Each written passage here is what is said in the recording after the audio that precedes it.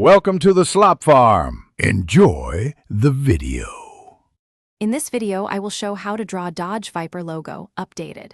Start by sketching a long curved spine and a tapered head using light strokes, then block in the main body shapes and negative space. Focus on the distinctive hood flare and elongated snout, refine the jawline and fangs, and keep symmetry by checking angles. Once proportions feel right, darken key contours, and add details with a fine liner for a crisp, bold finish. Now we will break the drawing into clear steps you can follow at your own pace.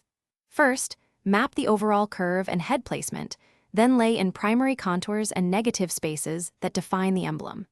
Next, adjust the jaw angle and hood flare for aggression, smooth transitions between segments, and tidy shapes. Finish by inking the strongest lines and cleaning stray marks for a professional logo look. If you are finding this tutorial helpful, please subscribe and like to support more drawing guides. Quick recommendation: these leak-proof meal prep containers are great for snacks while you sketch, and they make cleanup easy, which I love when working on detailed logos. I put a link in the description along with other deals for art tools, so check that out. Now let's get back to the video. For a polished emblem, decide on a simple shading approach that supports clarity.